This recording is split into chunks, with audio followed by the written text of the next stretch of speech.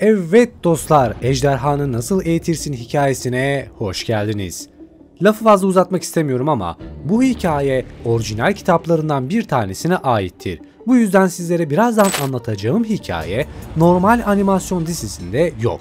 Bir de bu hikayenin bir görseli olmadığı için bazı görseller alakasız olabilir. Bu yüzden gözlerinizi kapatıp hayal edin. Bir de bu videoyu izlemeden önce hikayeyi anlayabilmeniz için burada durdurun ve ilk iki videom olan Ejderhanı Nasıl Eğitirsin videolarıma bir bakın. Çünkü bu hikaye o ilk videoların devamı olduğundan anlamayabilirsin. Neyse, fazla konuştum. Bu konuda sizlere teşekkür etmek istiyorum. Çünkü bu seriyi aylardır bekleyenleriniz olduğu gibi videomun altına yapılan 189 yorumların neredeyse çoğuna baktım. Hepinize çok teşekkür ederim. Bu yüzden özellikle bu bölüm ve karakterler hakkındaki yorumlarını, soruları ve düşüncelerini yazmayı unutma. Sadece bu emeğimin karşılığı olarak videoyu beğenebilir, yorumlarda özellikle bu çizgi dizi hakkında fikirlerinizi belirtebilir, kanalıma hala abone değilsen abone olabilirsin. Sohbet ve teoriler için ise Discord sunucuma gelmeyi unutma diyerek ben Masalcı Dede, kanalıma ve videoma hoş geldiniz.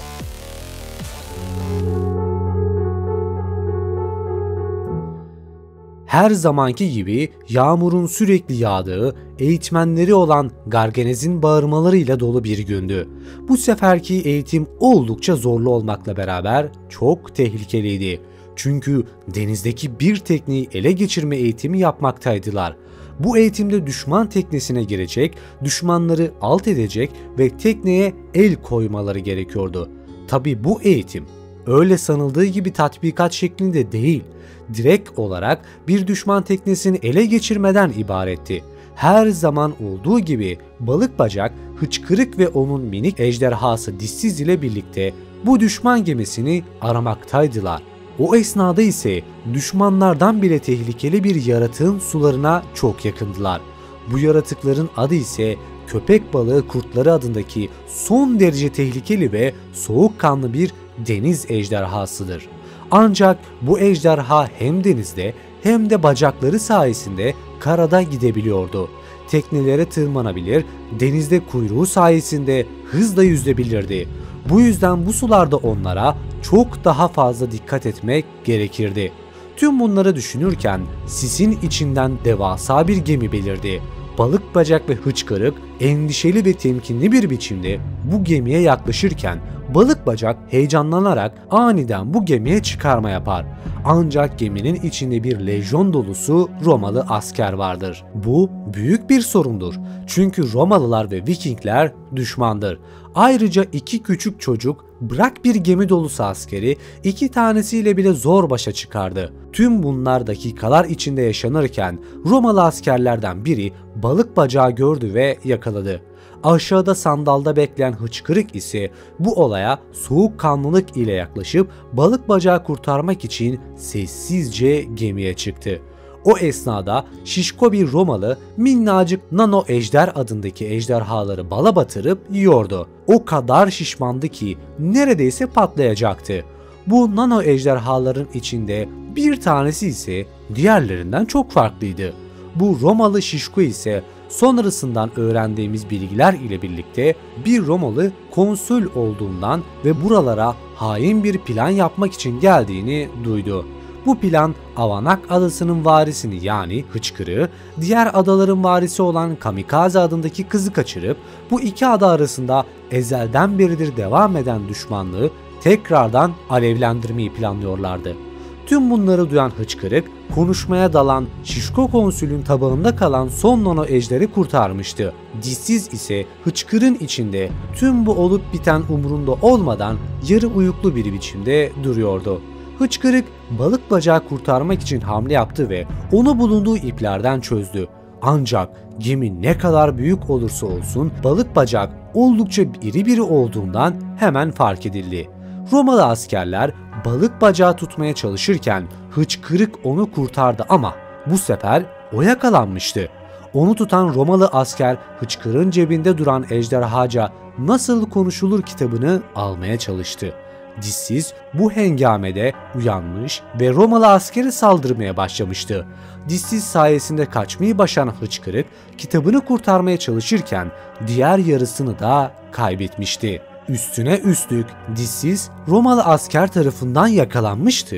Bu büyük bir sorundu. Çünkü iki küçük çocuk o gemiyle savaşamazdı. Tüm bunlar olurken tekneye atlayan Balıkbacak ve Hıçkırık yavaşça Roma gemisinden uzaklaştı. Hıçkırık büyük bir kederle birlikte geminin arkasından baka kaldı. Eve geldiklerinde olup biteni babasına anlatsa da babası Yaman koca adam ona inanmadı. Romalıların pis bir plan yaptığını, diğer adalar ile bize savaşa sokmaya çalıştıklarını anlatsa da babası ona eğitimlerde neden bu kadar başarısız olursun diyerek sitem ediyordu. Babasının bencilliği ise sonrasında büyük bir sorun olacaktı. Bunlar yaşanıp bittiği esnada cebindeki nanoejder aklına geldi. Çıkarıp baktığında ejderha onunla konuşmaya başladı. "Ben ejderhaların tanrısı, en güçlü ejderhayım. Beni kurtardığın için sana artık borçlandım. Adımı bağırarak seslenirsen, nerede olursan ol senin yanına gelirim ve sana olan borcumu öderim" dedi. Halbuki bu ejderha gözle bile zor gözükür cinstendi. Ne kadar güçlü olabilir ki? Ancak ileride Hıçkırık boyutun her şey olmadığını bir kez daha öğrenecekti.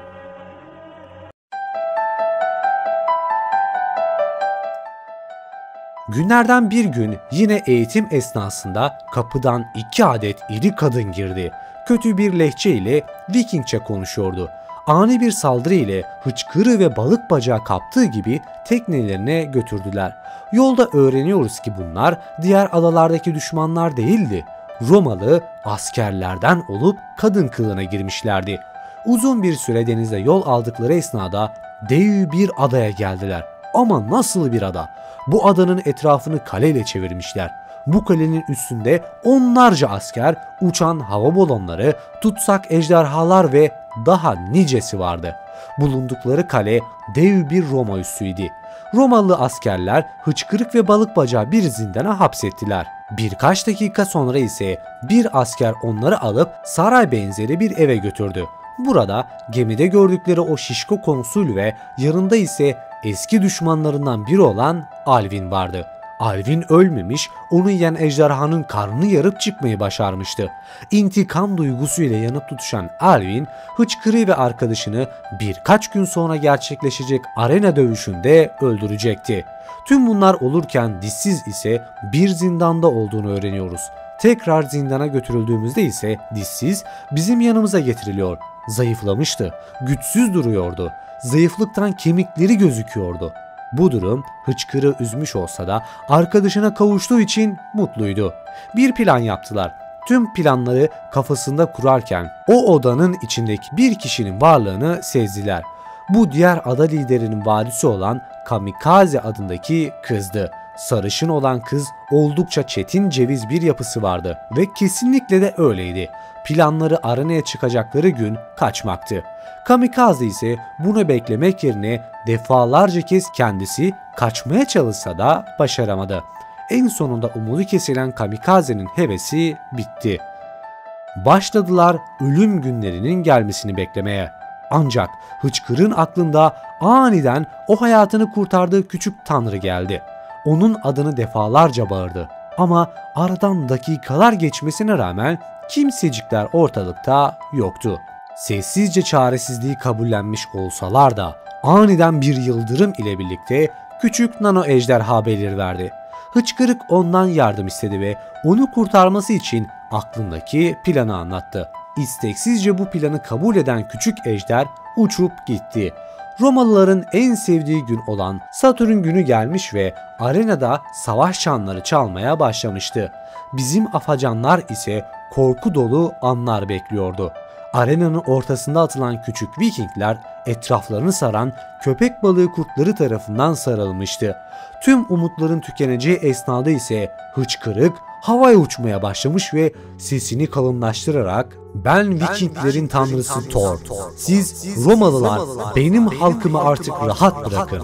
Eğer benim sözümü çiğnerseniz gazabım sizinle olur" diyerek havada şimşeklerin çakması ve etrafını çevreleyen tellerin aniden kopmasına neden oldu.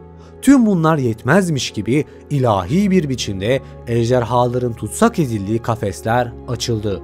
Her yer aniden mahşer günü gibi karmakarışık bir hale geldi. Bu esnada ise hıçkırık yere iniş yapmış ve arkadaşlarını kurtarmak için hava balonuna atlamalarını sağlamıştı. Tüm bunları ise o küçük nano ejderhalar sayesinde olmuştu.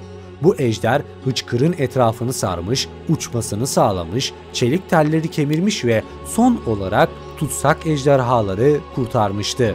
Bu sayede ise kaçmaları için zaman kazanmışlardı. Balona atlayan arkadaşlarımız ise ailelerinin yanına dönmüşler.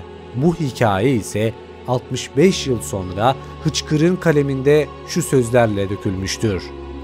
Buradayım. Tekrar başladığım yere döndüm.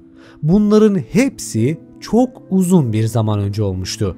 Fakat şimdi bunları yazmak için oturduğum masanın etrafına baktığımda bana o zamanları hatırlatan pek çok şey görüyorum. Hain Elvin'in kancası altın bir soru işareti gibi duvarda asılı. Şişko konsülün bana verdiği kalkan duvara dayalı duruyor. Viking tarzında yuvarlak değil de Roma tarzında kare olmasından dolayı arkadaşlarım hep dalga geçmiş olsa da savaşlarda bunu hayat boyu yanımda taşıdım. Ama zaten ben de her zaman yuvarlak deliğe girmeye çalışan kare bir takoz oldum. Bu satırları yazdığım tüy kalem bile uğursuz karedeki hücremde bulduğum bir altın Roma kartalının tüyüydü.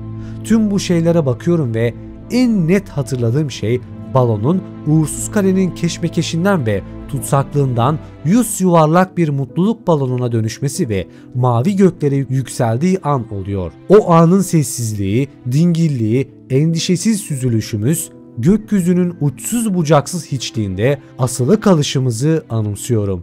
Çocuk halimle sepetin kenarından aşağı baktığımı ve altında tüm dünyanın uydurma bir hikayedeki bir harita gibi serildiğini gördüğümü hatırlıyorum. Yaşadığım ve tüm o mücadeleyi verdiğim yerin müthiş güzellikteki takım adaların bir parçası olduğunu ilk kez gördüm. Parıl parıl mavi denizin ortasında yüzlerce küçük yeşil ada. Ve aniden açık bir şekilde bu koca evrende küçücük noktalar olduğumuzun farkına vardım. Ne kasıntı böceklerdik, ne havalı amipler. Ancak pis buruna her zaman söylediğim gibi boyut her şey değildir. Ne kadar küçük olursak olalım her zaman doğru şeyler için savaşmalıyız. Yumruklarımla ya da bildiğimiz kılıçlarımızla savaşmaktan söz etmiyorum. Bu her zaman biz Vikinglerin sorunu olmuştur. Beynimiz, düşüncelerimiz ve hayatlarımızın gücüyle savaşmayı kast ediyorum.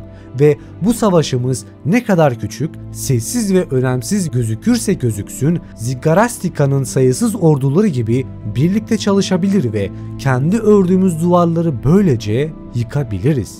Belki de çocukluğumun o mavi öğleden sonrasında olduğu gibi bu güzel dünyamızı olması gerektiği gibi hepimiz için özgür bir yer olarak muhafaza edebiliriz. Bir zamanlar elim kılıcımı gayretli bir şekilde tutabiliyordu. Şimdi bu satırları titreyerek yazan o aynı el tuzlu bir çiroz kadar buruşuk ve lekeli. Eskiden düzgünce akan mürekkep şimdi her yana saçılıyor. Bırakın 65 yıl öncesini, bazen geçen salı günü ne yaptığımı bile unutuyorum. Ama rüzgarlar ben artık burada olmadığım zaman bile esmeye devam edecek. Fırtınalar öfkeyle patlayacak ve Romalı olsun olmasın imparatorlukların gücü ve baskısı okyanusların köşelerinde bekliyor olacak. Savaş geleceğin kahramanları içinde devam ediyor. Eğer sen de buraya kadar izlediysen de videoyu beğenmişsin demektir. Kanalıma abone olabilir, videoyu beğenebilir ve yorumlarda fikirlerinizi belirtebilirsiniz. Bir sonraki videoda görüşmek üzere. Kendinize iyi bakın, hoşça kalın.